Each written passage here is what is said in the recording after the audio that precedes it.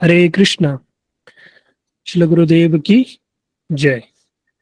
तो हम लोग श्रवण कर रहे थे श्री गुरुदेव के जीवन चरित्र के विषय में। कल श्री गुरुदेव का शुभ आविर्भाव दिवस था और सभी भक्तों ने बड़े आनंद उत्साह के साथ उस सबको मनाया। और कल हमने प्राय कुछ गुरुदेव के विषय में श्रवण किया और कुछ भक्तों के मैसेज आए थे कि प्रभु जी और भी आप बताओ और इसको कंटिन्यू करो।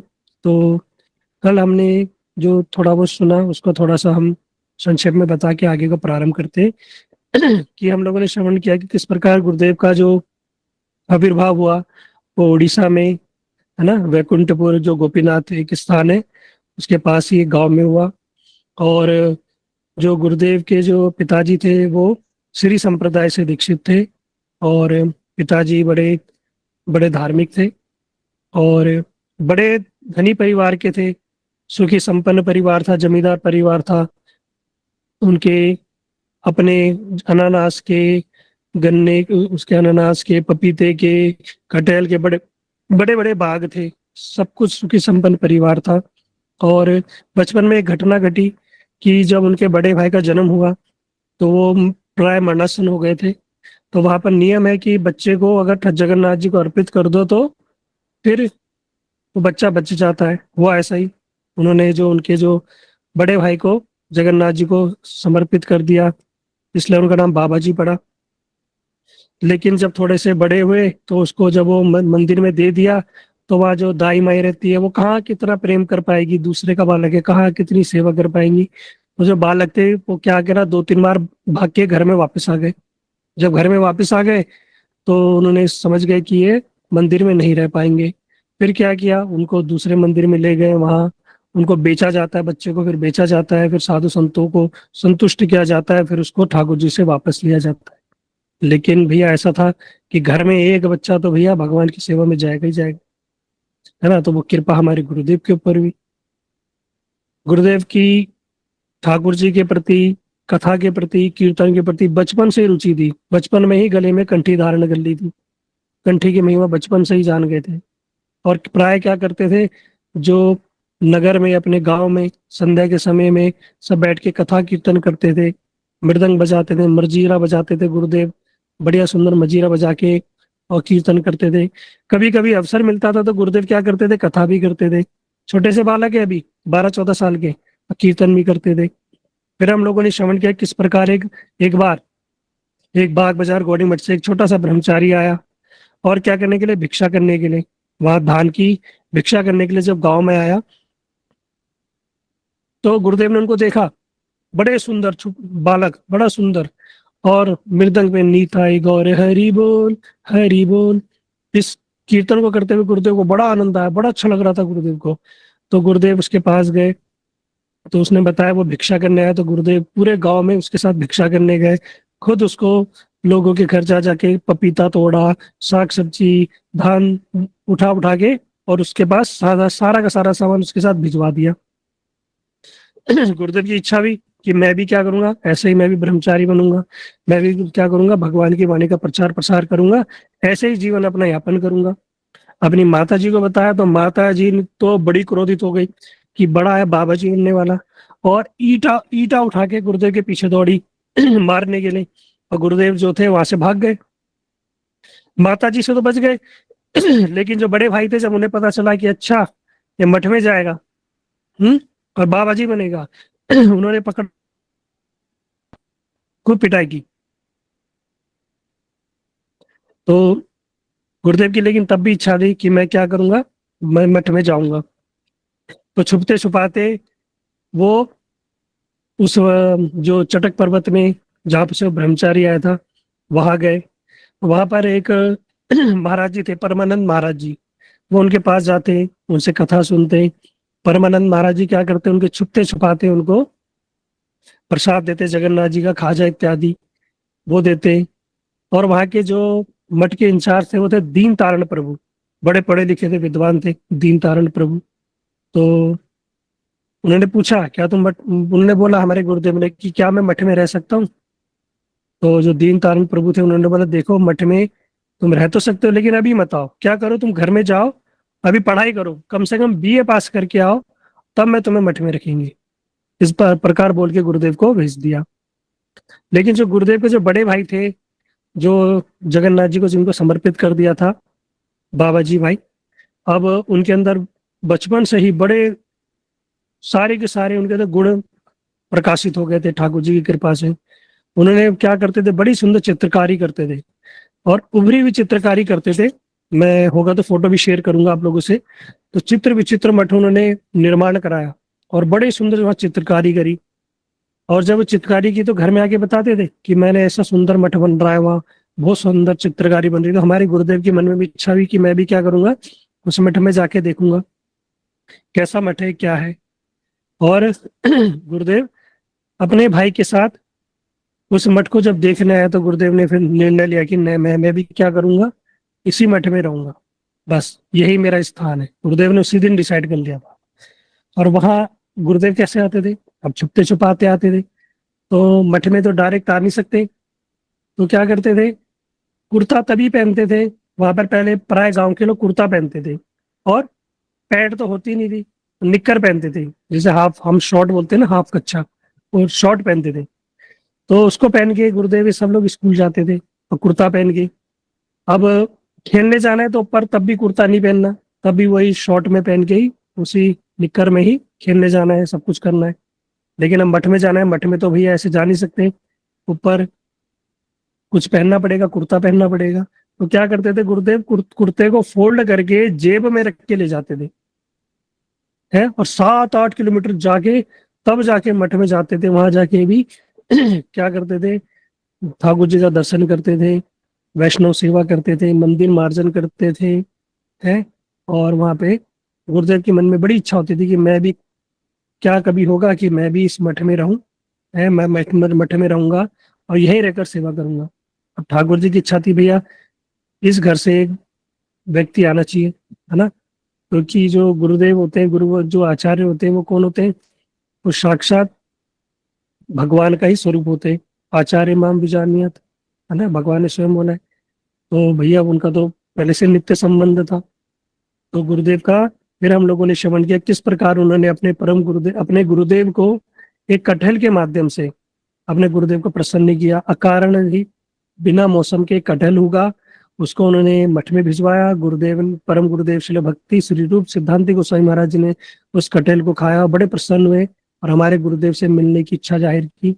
और जैसे हमारे गुरुदेव ने हमारे परम गुरुदेव को देखा तो हमारे गुरुदेव बताते कि ऐसा अनुभव हुआ कि जैसे कहते हैं ना, दर्शन पवित्र कर यही तुम्हार गुण है। उनके दर्शन करने से अत्यंत पवित्र अपने आप को महसूस किया, इतना दिव्य स्वरूप देख के गुरुदेव का। और गुरुदेव ने उसी दिन निर्णय ले लिया कि मैं क्या करूंगा, इसी मठ में रहूंगा और इन्हीं का मैं आश्रय ग्रहण करूंगा। और वो कोई साधारण नहीं थे, प्रभुपाद जी के आश्रित थे, भक्ति श्री रूप सिद्धांति गोस्वामी महाराज जी, है ना, भक्ति सिद्धांत सरस्वती ठाकुर प्रभुपाद जी के शिष्य। तो जब उनका हो गया कि मैं इनसे ही मैं हरिनाम दीक्षा ग्रहण करूंगा, फिर वो मठ, उन्होंने पूछा क्या तुम मठ में रहना चाहते हो, क्योंकि गुरुभक्त तो जानते हैं सबके हृदय की बात। उन्होंने बोला हाँ, मठ में रहना चाहता हूँ। तो उन्होंने कहा एक काम करो, अभी तुम्हारी आयु तो 12-14 वर्ष की है, 18 वर्ष से पहले हम रख नहीं सकते। तभी रख सकते हैं अगर तुम्हारे माता पिता एग्री हो जाए। अब कहाँ माता पिता एग्री होंगे। पिताजी थे, थोड़े धार्मिक थे। पिताजी से पूछा, पिताजी ने कहा ठीक है, एक काम करो, तुम चले जाओ। तो बड़े सौभाग्य की बात है कि भैया जिस कुल में एक भक्त होगा उसकी 21 पीढ़ियां मुक्त हो जाती हैं। तो तुम क्या करो, चले जाओ। अब जैसे तैसे मठ में पहुंच गए। मठ में पहुंचने के बाद कुछ दिन बाद पिताजी आए कि भैया तुम अभी घर चलो। क्यों? क्योंकि तुम्हारे भाई ने, माताजी ने मेरा जीना हराम कर दिया है। कि तुमने कैसे बच्चे को मठ में बाबा जी बनने भेज दिया है। वो घर में रहता, नौकरी चाकरी करता, पैसा कमाता, शादी विवाह करता, कहाँ तुमने उसको बाबा जी बनने के लिए मठ में भेज दिया। फिर गुरुदेव वापस आए, घर में आए, लेकिन घर में मन नहीं लगा। फिर दोबारा वो मठ में ही आ गए, जैसे तैसे करके फिर मठ में ही आ गए। और मठ में रहकर गुरुदेव ने इतनी अथाह परिश्रम किया, ऐसा परिश्रम किया। सुबह 4 बजे उठ जाना, अपना स्नान ध्यान इत्यादि करके सुबह सुबह वैष्णव के जगने से पहले, जब तक मंदिर में वो आएंगे, पूरा मंदिर साफ कर देना, झाड़ू का लगाना, पोछा लगाना, फिर आरती करना। फिर आरती जब हो जाती है, आरती दर्शन करके परिक्रमा दर्शन के बाद तुलसी चयन करना, पुष्प चयन करना, फिर उनकी माला बनाना है। माला बनाने के बाद फिर क्या करना है, मार्केट में जाना, मार्केट में जाके साग सब्जी राशन इत्यादि साइकिल में रख रख के रोज रोज जो भी लेके आना। और फिर उसके बाद फिर मंदिर में बैठना। फिर अपना क्या करना, जो दिन के भोग की तैयारी होती थी तो उसमें वैष्णव की मदद करना। फिर जहाँ से ठाकुर जी का भोग आएगा उस मार्ग को साफ करना, मार्जन करना। उसके बाद ठाकुर जी को कम से कम 12 जगह भोग लगता था है। चार आचार्य, चार गोस्वामी, हमारे जो है चार आचार्य हैं, चार गोस्वामी, चार संप्रदाय के, गोपेश्वर महादेव है, ठाकुर जी हैं, भारती महाराज जी की समाधि, गुरुदेव की समाधि, है ना, इन सबको भैया भोग लगता था। अब एक एक स्थान में दो दो थाली है, चार चार पांच पांच कटोरी, डोंगे, गिलास, और इतना, और फिर जिन बर्तनों में बन रहा है वो पांच पांच छह छह आइटम, इतने सारे भिगोने, बड़ा पहाड़ लग जाता था बर्तनों का। उसको करते करते गुरुदेव को एक दो बज जाते थे। फिर थोड़ा सा विश्राम करना है, फिर 4 बजे उठ जाना है। फिर उठ के क्या करना है, भिक्षा करने जाना है। यह मठ मंदिर चलाना है तो भैया भिक्षा भी करनी पड़ेगी, फिर जा जाके भिक्षा भी करनी। फिर मठ मंदिर में वापस आना संध्या के समय पे। जो भक्त लोग आते थे मठ में, फिर उनको मठ का दर्शन कराना, उनको लीलाओं के बारे में बताना। मतलब अतः इतना परिश्रम की गुरुदेव कहते थे मुझे 4 माला करने का समय नहीं मिलता था, 4 माला करने का। फिर अब माला बढ़ानी भी है, गुरुदेव क्या कहते धीरे धीरे माला बढ़ानी है। तो क्या किया, अपना नींद, अपना खाना पीना सोना कम करके फिर क्या करे, 8 माला करना प्रारंभ किया। फिर रात्रि को भी सेवा, रात को फिर बंद जो ठाकुर जी के जो बर्तन है फिर दोबारा अर्चन करना। उससे पूर्व में क्या करना, सारे वैष्णवों की थाली लगाना। कैसे थाली लगाना, पहले ऐसे नहीं होता था कि सब बैठ गए एक साथ और खा रहे, नहीं, सब कोई अपनी कोई सेवा में, कोई ठाकुर जी की सेवा में, कोई रसोई सेवा में, कोई अर्चन सेवा में, कोई मार्केटिंग सेवा में, कोई प्रचार सेवा, सब सेवा में लगे हुए। तो क्या करते थे, सबकी थाली होती थी, सबकी थाली में क्या कर देना, प्रसाद रख देना, उसको ढक के रख देना। जिसको जब समय मिलेगा वो तब आके क्या करता था, अपना प्रसाद ग्रहण करता था। तो इतना अथाह परिश्रम, अथाह परिश्रम। और गुरुदेव के मन में इच्छा थी कि भैया मैं हरि ये श्लोक सीखूं, कथा सीखूं। अब कहाँ से श्लोक कथा सीखे, तो हमारे मठ मंदिरों की दीवार पर श्लोक इत्यादि, उपदेशामृत शिक्षा अष्टकम, मन शिक्षा इत्यादि लिखा रहता था। उन सबको पढ़ पढ़ के सीखते थे, पढ़ पढ़ के, चेतो दर्पण मार्जनम भव महाद्वाग्नि निर्वापणम, चेतो दर्पण मार्जन, ऐसे कर करके रट रट के सीखते थे। फिर ज्यादा है फिर और शाम के जब संध्या के समय में थोड़ी बहुत कथा होती थी तो वहां पर बैठते थे। फिर अगर किसी जैसे मुनि महाराज, सागर महाराज जी अगर कथा कर दे, उन्होंने कोई श्लोक कोट किया, अब उस श्लोक को पता करते थे, उसको हाथ में लिखते थे। फिर हाथ में लिख के फिर भिक्षा करने या जब जाते थे मार्केट में जाते थे फल सब्जी इत्यादि लेने, राशन लेने, तो उसको हाथ में पढ़ते पढ़ते पढ़ते याद करते हुए जाते थे कि भैया समय तो है नहीं, समय का इतना अभाव है, समय का इतना अभाव। अब बड़ी इच्छा है कि सब कुछ सीखने की, लेकिन अब क्या करें। लेकिन मठ में, मठ की स्थिति इतनी थी नहीं, मठ में सेवक बहुत सेवा थी लेकिन सेवक कम थे। तो हमारे गुरुदेव ने अपने परम गुरुदेव को प्रसन्न कर दिया। इसके माध्यम से जो मठ के जो आचार्य थे सागर महाराज जी, उनको प्रसन्न करना बड़ा कठिन था। वो ऐसे ही संतुष्ट नहीं होते थे। जब कोई ब्रह्मचारी बड़ी निष्ठा से निष्कपट रूप में बड़ी सेवा करता था तब जाके वो कहीं प्रसन्न होते थे। तो गुरुदेव की सेवा देख के बड़े प्रसन्न है। नाट्य मंदिर में छोटा सा बालक अभी आया है, इतनी सेवा करता है, सुबह से शाम तक लगा रहता है। दिन में जब मैं साइकिल लेके आता हूँ तो मेरे लिए गेट खोलता है, मेरी साइकिल को साइड में लगाता है, मैं हाँ क्या करता है, मेरे लिए भोजन की थाली लगाता है, इतनी सेवा करता है। उन्होंने फिर परम गुरुदेव को लेटर लिखा कि एक जो बच्चा है राजू, आप क्या करो, उसको इस बार दीक्षा दो। बचपन का नाम था राजू, है ना, तुम उसको इस बार दीक्षा दो। क्योंकि दीक्षा देंगे तो फिर क्या होगा, अंदर की सेवा भी मिलेगी, रसोई की, ठाकुर जी की सेवा भी मिलेगी।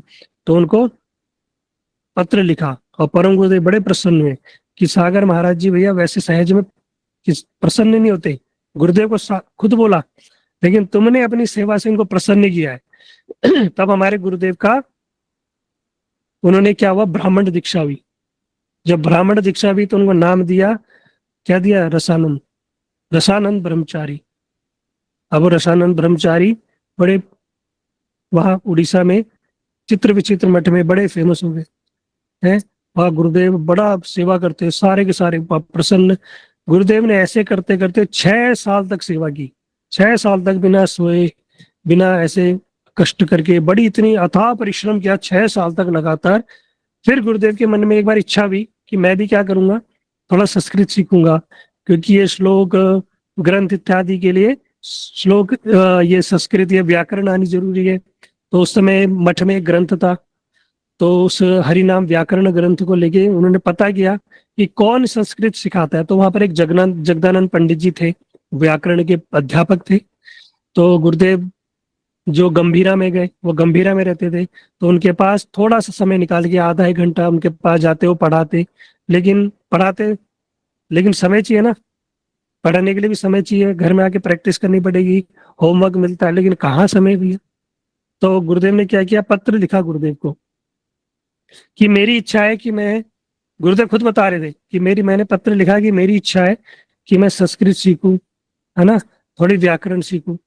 तो हमारे परम गुरुदेव ने जब वो लेटर पढ़ा तो उसका उत्तर दिया कि ठीक है, मैं अभी कुछ समय बाद मठ में आऊंगा, तब तुमसे बात करता हूँ। और फिर एक नीचे एक बात लिखी, गुरुदेव आज भी वो बताते हैं, एक बात लिखी गुरु उन्होंने हमारे परम गुरुदेव ने कि लिखिया पढ़िया लोके गेले छारे, कृष्ण महामहोत्सव वंचित तारे। कि जो व्यक्ति बहुत ज्यादा पढ़े लिख लेता है ना, ज्यादा पढ़े लिख लेता है, वो सहज में भक्ति नहीं कर पाता। तो जो ज्यादा ही विद्वान पंडित बन जाता है, ज्यादा ही पढ़ लिख लेता है ना भक्ति जगत में, वो सहज में भगवान की सेवा में नहीं आता। और क्या होता है, कृष्ण महामहोत्सव वंचित तारे। वो कृष्ण महोत्सव, कृष्ण नाम, कृष्ण भक्ति, कृष्ण सेवा से वो वंचित रह जाता है। तो गुरुदेव को ये बात समझ आ गई है, ये बात समझ आ गई। क्योंकि जब गुरुदेव वहां मठ में रहते थे, तो वहां पे गुरुदेव एक उनके पद प्रदर्शक मार्गदर्शक एक गुरु कह लो, गुरुदेव कहते थे, तो वो थे नंदन प्रभु। उनसे गुरुदेव की बड़ी अच्छी बातचीत थी। तो जब उनसे हम नंदन प्रभु से बहुत अच्छी बातचीत थी, तो होता क्या था कि वो नीलांचल गौड़ी मठ है, वहां पर कभी कभी भक्ति विद्वान वामन गोसाई महाराज जी आते थे। तो गुरुदेव कभी कभी उनके देवानंद गौड़ी मठ में उनके दर्शन करने जाते थे। जब उनके दर्शन करने जाते थे, तो एक बार भक्ति विद्वान वामन गोसाई महाराज जी ने पूछा कि तुम क्या करते हो, क्या सेवा करते हो। जब गुरुदेव ने बताया मैं ये सेवा करता हूँ, ये सेवा करता हूँ, ये करता हूँ, वो करता हूँ, तो भैया वामन गोसाई महाराज जी बड़े आश्चर्य में कि तुम इतनी सारी सेवा करते हो, इतने छोटे बालक, और तुम इतनी सेवा करते हो। फिर परम गुरुदेव ने एक बात बोली, और भक्ति विद्वान वामन गोसाई महाराज जी ने एक बात बोली, कहते जो तुम सेवा करते हो ना, उसको ऐसे ही करते रहना। कहते बिना सेवा किए हृदय में कोई भी शास्त्र प्रकाशित नहीं होंगे, है ना। तुम जैस जो क्या करना, जीवन भर निष्कपट रूप से सेवा करना, और जो जितना ही निष्कपट रूप से सेवा करता है, सारे तत्व ज्ञान उसके हृदय में प्रकाशित हो जाते हैं। मतलब उन्होंने लेटर लिखा था किसको, अपने गुरुदेव को, और उसका आंसर कौन दे रहे, भक्ति विद्वान वामन गोसाई महाराज जी, कि जो जितना निष्कपट भाव से सेवा करता है, उसके हृदय में उतने ही तत्वज्ञान ज्ञान प्रकाशित हो जाते हैं। ज्यादा संस्कृत व्याकरण के चक्कर में पढ़ने की आवश्यकता नहीं। क्या करो, लेकिन जीवन भर दायित्व लेकर सेवा करना, ये उनके वचन थे भक्ति विद्वान वामन गोसाई महाराज जी के। क्या करना, जीवन में दायित्व लेके सेवा करना। जो दायित्व लेके सेवा करोगे, तभी तुम्हारा जीवन सफल है। ये इस प्रकार से तो गुरुदेव बड़े प्रसन्न, तो समझ गए कि भैया क्या करना है। और गुरुदेव मठ में रह के ऐसी सेवा करते थे, बड़े ध्यान पूर्वक से कथा सुनते थे। एक बार क्या हुआ, पूरी मठ में, जगन्नाथपुरी मठ में, जब सागर महाराज जी जो मठ के इंचार्ज थे, वो जैव धर्म पर, जैव धर्म एक ग्रंथ है भक्ति विनोद ठाकुर जी का, उसका पाठ कर रहे थे। तो उसमें भक्ति विनोद ठाकुर जी का जो ग्रंथ का पाठ कर रहे थे, उसमें बताया गया कि 10 प्रकार के नाम अपराध है। जो नाम अपराध होते हैं वो 10 प्रकार के होते हैं। अब 10 प्रकार के नाम में 9 प्रकार के नाम अपराध को आप क्या कर सकते हो, उनको दूर कर सकते हो, लेकिन एक नाम अपराध रह जाता है। वो क्या है, मैं और मेरा अभिमान, मैं और मेरा, है ना। ये हमारा भाव नहीं जा पाता, मैं और मेरा वाला। तो इसको दूर कैसे होगा। तो गुरुदेव ने प्रश्न पूछा कि मैं और मेरा अभिमान कैसे दूर होगा।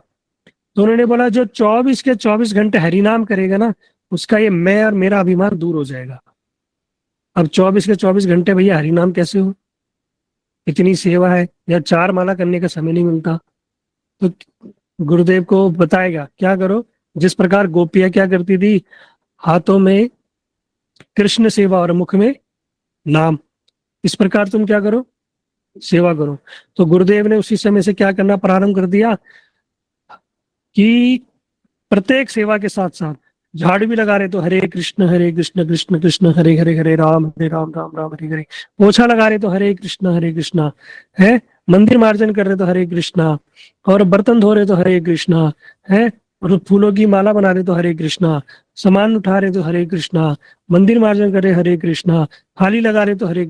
मतलब गुरुदेव ने पूरा ही क्या करने लगे, हरे कृष्णा पूरा महामंत्री करते रहे करते रहे करते रहे।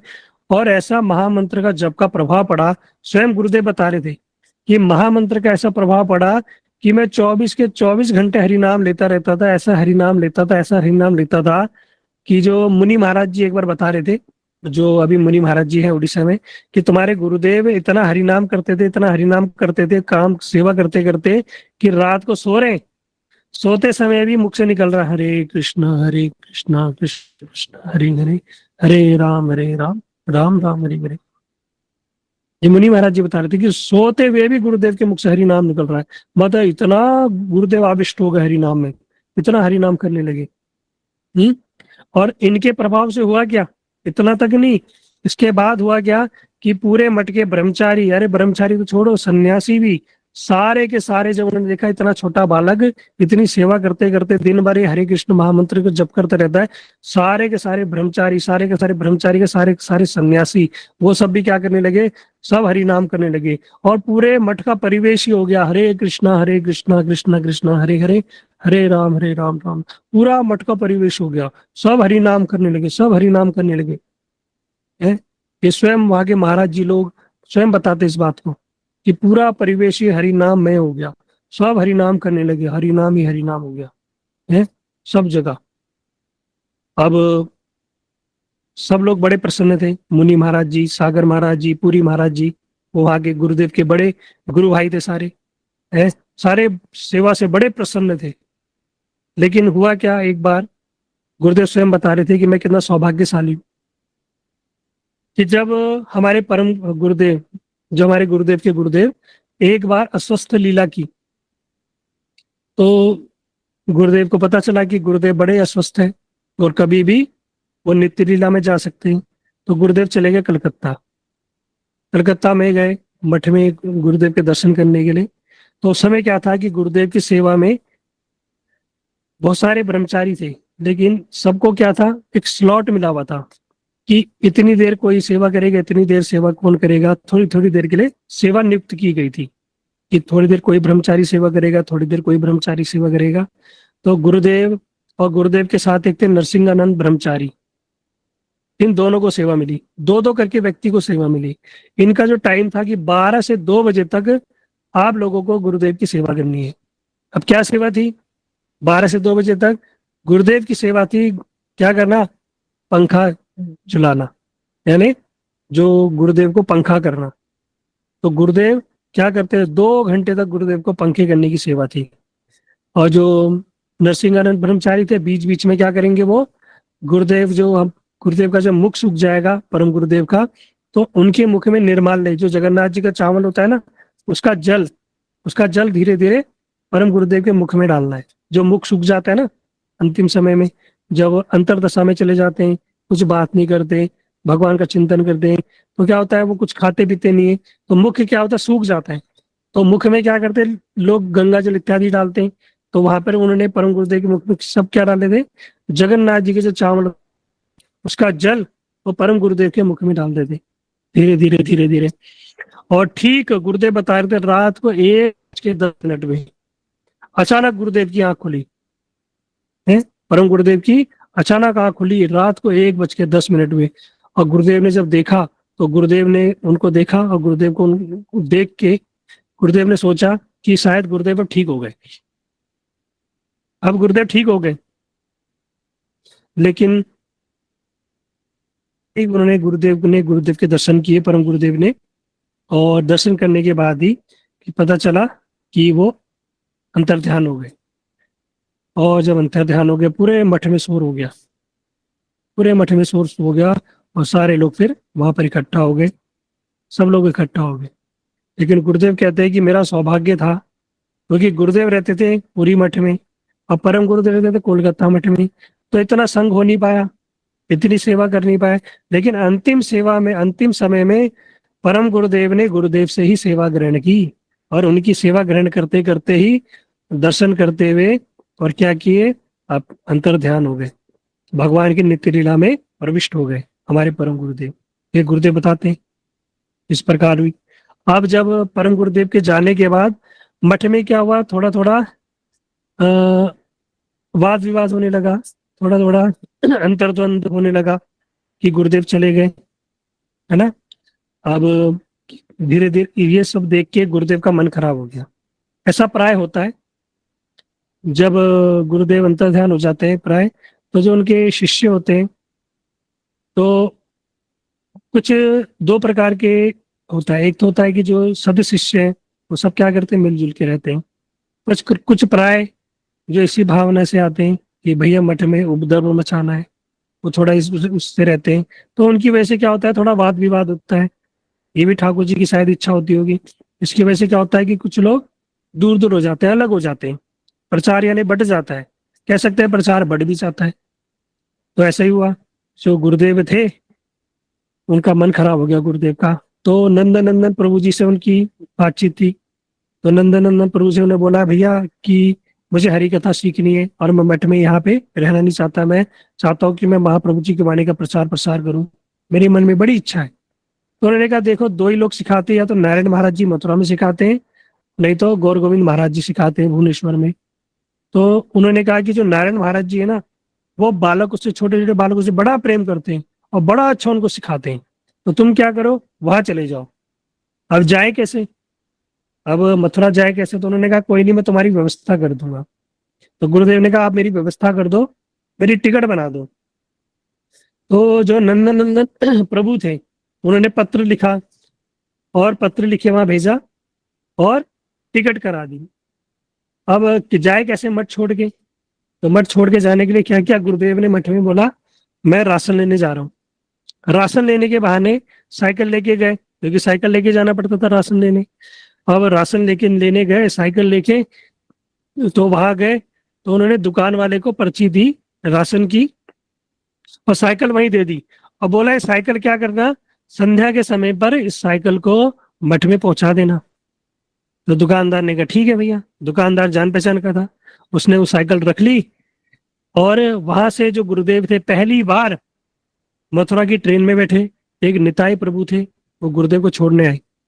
और निताई प्रभु ने गुरुदेव को ट्रेन में बैठा दिया और बोला कि आप सीधा मथुरा स्टेशन पर उतर जाना।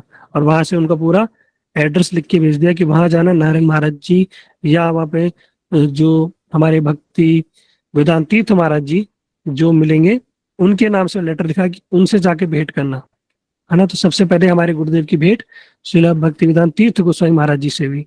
उन्हीं की कृपा से, उन्हीं का ही अनुगत्य में गुरुदेव ने नारायण गोसाई महाराज जी का संग किया। तो वहां पर जब गुरुदेव चले गए मथुरा, अब मथुरा जब चले गए तो वहां मठ में बड़ा हड़कंप मच गया। अब मचना ही था भैया। जो एक बालक, छोटा सा बालक, पूरा मठ की पूरे सेवा का पूरा दायित्व तो लेके बैठा हुआ था, अचानक वो चले जाए। अब भैया मठ की सेवा, सारी सेवा को लेके सारे के सारे महाराज जी चिंतित हो गए। मुनि महाराज जी, पुरी महाराज जी, सागर महाराज जी, ये जो गुरुदेव के सारे गुरु भाई थे, सब बड़े दुखी हो गए और ढूंढने लगे। सबको लगा एक घर चला गया। उनके घर भी चले गए, घर में भी जाके पूछताछ की तो पता चला भैया कि ये तो घर भी नहीं आए। पूरे उड़ीसा में छान मारा, जगह जगह ढूंढा है। पहले तो सोशल मीडिया था नहीं कि पोस्ट कर दो कि भैया ये छोटा बालक है राजू या रसानंद, ये खो गया है। तो ऐसा तो कुछ भी नहीं था। खूब ढूंढा, खूब ढूंढा, इधर उधर पता लगाया, रिश्तेदारी में पूछा, लेकिन कहीं पर भी पता नहीं चला। किसी ने सोचा भी नहीं था कि ये जो छोटा बालक है, उस समय 20 वर्ष की आयु हो गई थी गुरुदेव की, 6 साल सेवा करते करते, कि ये जो बालक है ये मठ छोड़ के इतनी दूर भी जा सकता है। लेकिन निताई प्रभु जी से बात करके, निताई प्रभु और नंदानंद प्रभु के संग से गुरुदेव पहुंच गए मथुरा मठ और वहीं रहने लगे। फिर वो परम गुरु जब गुरुदेव से मिले, तो गुरुदेव से जब मिले तो गुरुदेव को देख के हमारे गुरुदेव बता रहे हैं कि नारायण गोसाई महाराज जी को जब देखा तो गुरुदेव ने सोचा ये जरूर कोई विदेशी है।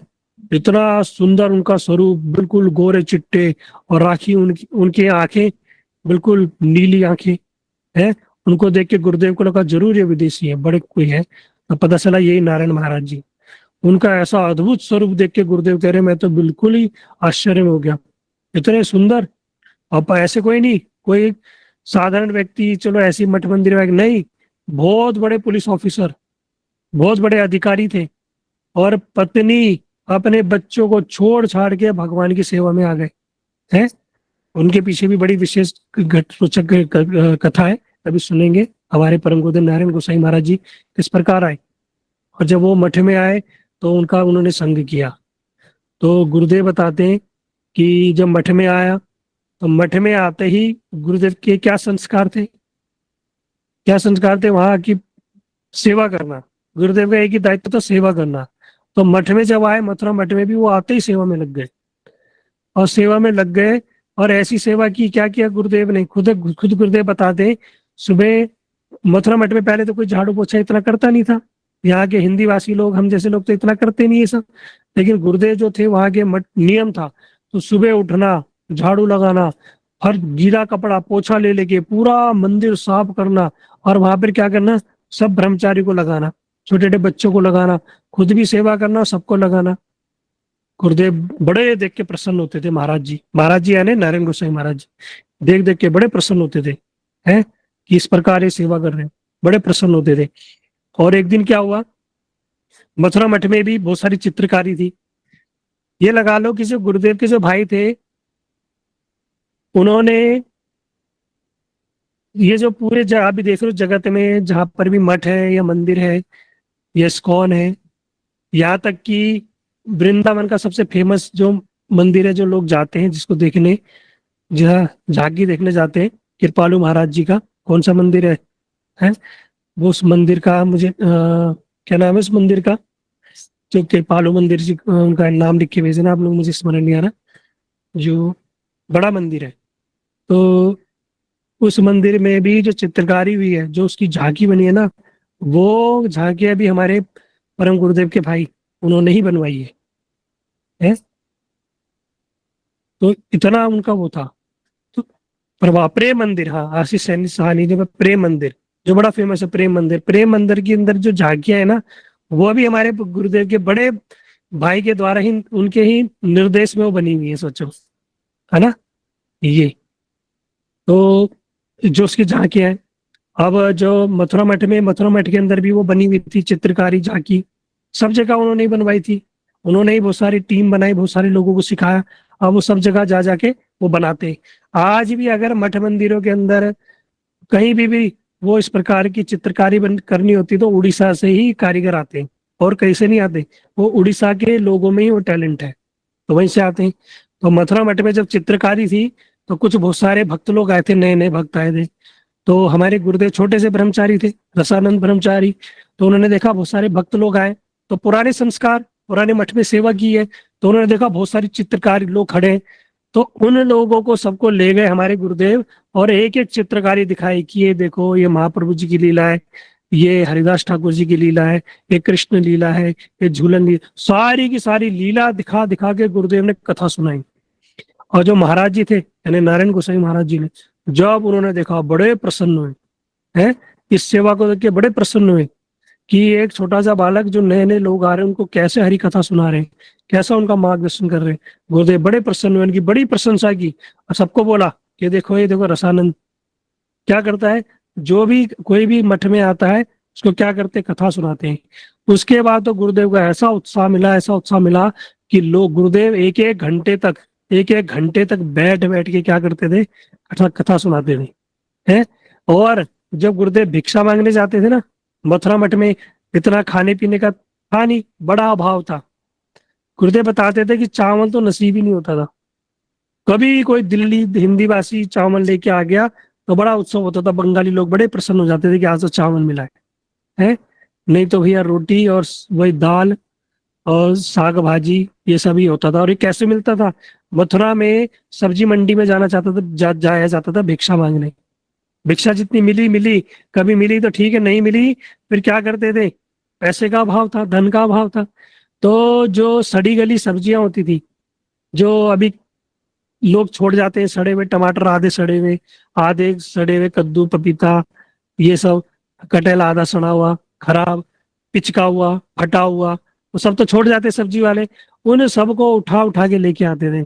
उन सबको ला लू के, उनका खराब भाग को काट करके, उसके अच्छे भाग को क्या करते थे?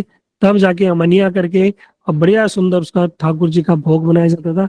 तब ठाकुर जी को भोग अर्पित किया जाता था। तब लोग प्रसाद पाते थे। सोचो, ऐसी वो उस समय स्थिति थी। बड़ा धन का अभाव था, खाने पीने का अभाव था। जब मथुरा में बड़ी गर्मी पड़ती थी, भयंकर गर्मी पड़ती थी, तो गर्मी पड़ती थी, एसी कूलर थे नहीं उस समय, पंखे होते थे। हैं? तो पंखे भी कैसे होते थे? दूर दूर पे, एक इधर एक उधर एक उधर। अब शाम के समय में सब फटाफट अपनी सेवा खत्म करके कि पंखे के नीचे सोएंगे। पंखे के नीचे सोने के लिए लड़ाई होती थी, कौन पंखे के नीचे सोएगा। है? छतें तपती थी, गर्मी लगती थी, नींद नहीं आती थी।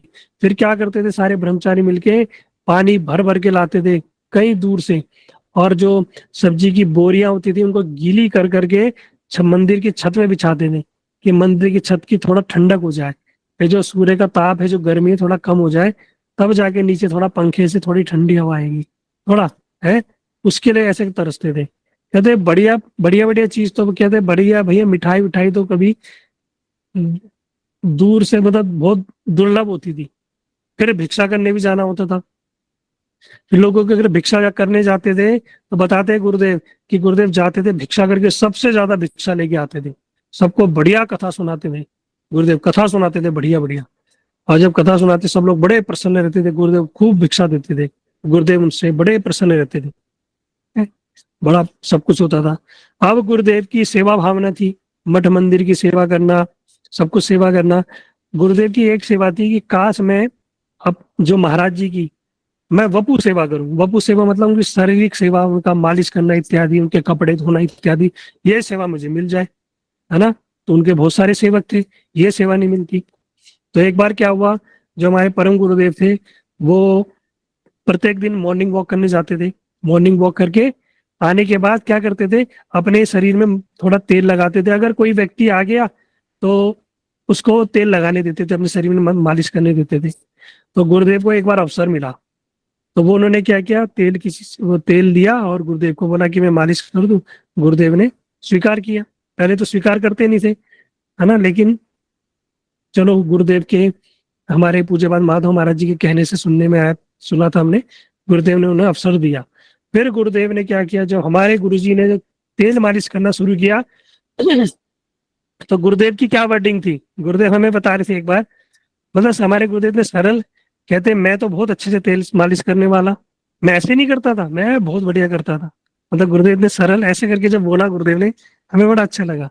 अरे मैं तो बहुत अच्छे से तेल मालिश करता था, ऐसे थोड़ा ना करता था, बहुत अच्छा जानता था मैं तो, अरे बढ़िया मालिश करता था।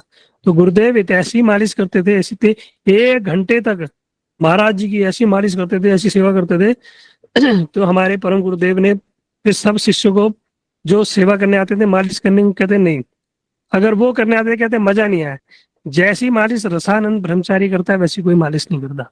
तो हमारी मालिश सेवा किससे लेने लगे? हमारे गुरुदेव से लेने लगे। गुरुदेव कहते हैं मैं घंटे घंटे तक मैं ऐसी मालिश करता था, महाराज जी प्रसन्न हो जाते थे। मतलब उनको प्रसन्न करने के लिए गुरुदेव ने हर चेष्टा की। फिर उनके वस्त्र इत्यादि को रखना, रख रखाव करना, धोना इत्यादि, वो भी सेवा मिल गई।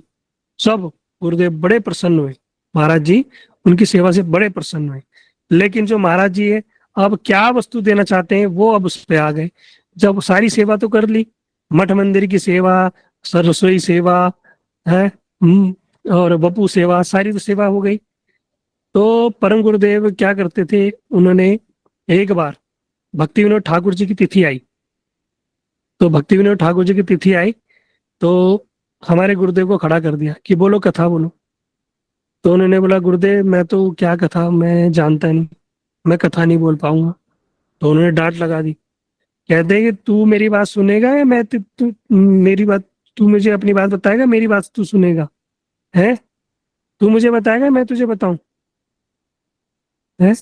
तो इस प्रकार जब उन्होंने गुरुदेव को डांट लगाई सबके सामने भरी सभा में, और पूरी भरी सभा, सारे सन्यासी ब्रह्मचारी सब लोग बैठे हुए बड़े बड़े, है, गुरुदेव को डांट लगाई हमारे महाराज जी ने, कि है तू मेरी बात सुनेगा, मुझे अपनी बात बस सुनवाएगा, बोलो कथा बोलो।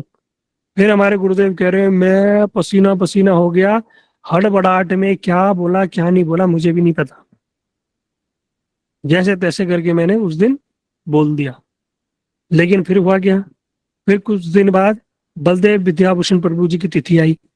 जब उनकी तिथि आई तो गुरुदेव का नियम था, हमारे महाराज जी का नियम था, नारायण महाराज जी का, कि जिसको भी खड़ा करते थे कथा करने के लिए, वो जब कथा करेगा तो नई कथा करेगा, कोई पुरानी बात नहीं बोलेगा। जो किसी ने बोल दी उस बात का रिपीटिशन नहीं होना चाहिए, नई बात बोलेगा। अब जब गुरु जी का नंबर आया 3-4 लोगों के बाद, तो गुरुदेव को बोला कि बोलो। अब गुरुदेव कह रहे मैं कहाँ से बोलूं, सब तो सबने बोल दिया है। कह रहे मैं नहीं बोल सकता गुरुदेव, अब मैं कहाँ से बोलूंगा। और परम गुरुदेव वे भड़क गए, महाराज जी भड़क गए। कहते हैं अच्छा, घर में माता पिता की तो सेवा नहीं की, उनको धोखा दे के आ गए, और मठ में आके गुरु वैष्णव को धोखा देते हो? ये मठ में खाना खाने आए हो क्या? है, ये खाना पीने खाने आए हो? है, भोग करने आए हो? और ऐसी डांट लगा, इतना भयंकर डांटा ना हमारे गुरुदेव को। गुरुदेव कह रहे मैं तो कांप गया, मेरे पसीने छूट गए। ऐसी डांट लगाई पूरी भरी सभा में, सारे सभा में सारे लोग देख रहे हैं। कह रहे मुझे इतना उस दिन वो लगा, मुझे इतना दुख हुआ, इतना मतलब इतना तेज डांटा। लेकिन भैया गुरु वैष्णव जो डांटते हैं ना, उनका शासन कोई साधारण नहीं होता। सोचो, जो महाराज जी हमारे गुरुदेव की सारी सेवा से प्रसन्न थे, उनको डांटा, क्यों डांट लगाई? क्यों डांट लगाई? वो क्या चाहते थे उनसे, कि भैया ये सब सेवा तो ठीक है, ये सब सेवा तो ठीक है की तुमने, और ये वास्तव में कोई भी कर लेगा, लेकिन तुम्हें क्या करनी है, वास्तविक सेवा करनी है ना। फिर जब उन्होंने, गुरुदेव ने उस दिन शासन किया हमारे गुरुदेव के ऊपर, फिर गुरुदेव ने क्या किया, तालिका उठाई, वैष्णव तालिका उठाई, और वैष्णव तालिका में उठा के पहले ही देखने लगे कि 15-20 दिन पहले कौन सी तिथियां आने वाली हैं। और जब जो तिथियां आती थी उस तिथि पे ऐसी कथा करते थे, ऐसी कथा करते थे, है, तो महाराज जी बड़े प्रसन्न हो जाते थे। उन्होंने उनका नाम रखा रसराज, है, रसराज, कथा रस बरसाओ, ऐसे बोलते थे, रसराज, रस बरसाओ। और जब गुरुदेव सबसे पहले उनको अवसर देते थे, और गुरुदेव जब बोलते थे बढ़िया बढ़िया, और हमारे महाराज जी बड़े प्रसन्न होते थे।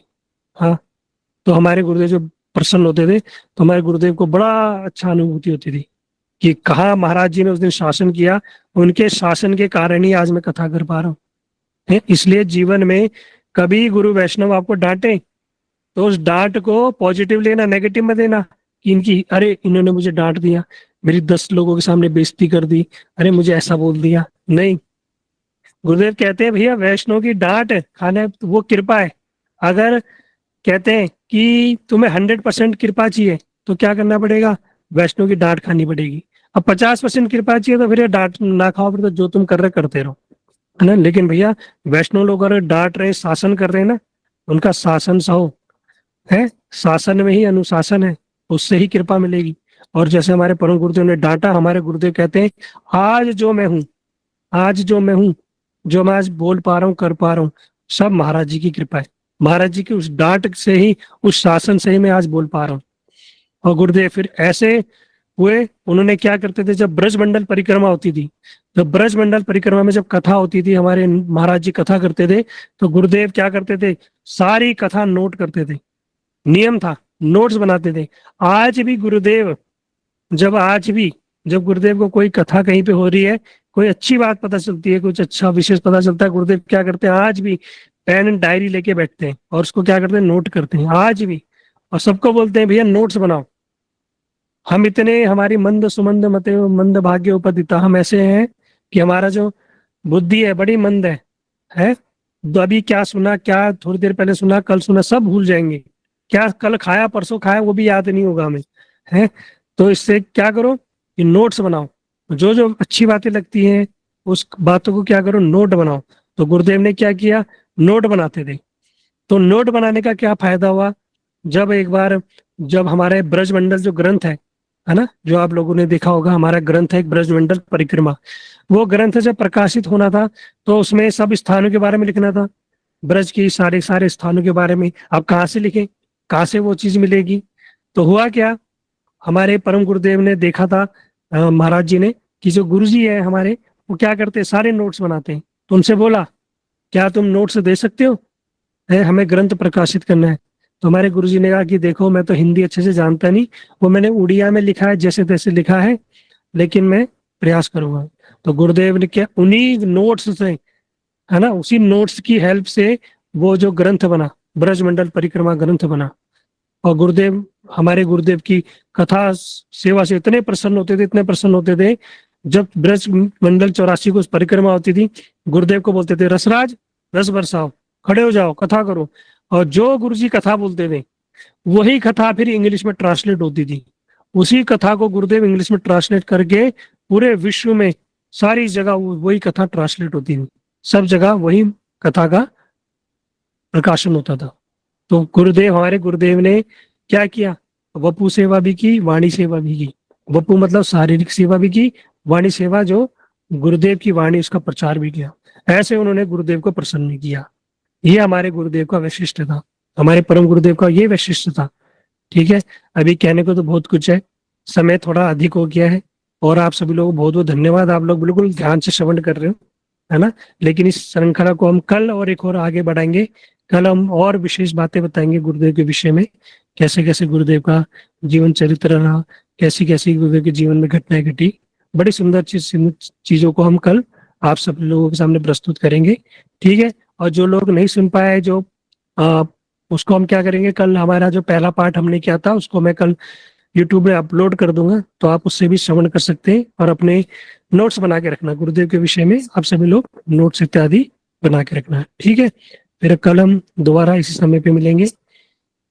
ठीक है, बोलो श्रील भक्ति वेदांत श्रीधर गोस्वामी गुरु महाराज की जय। झूलन महामहोत्सव की जय। रूप गोस्वामी षड गोस्वामी प्रभु की जय। निताय गौर प्रेमानंदे।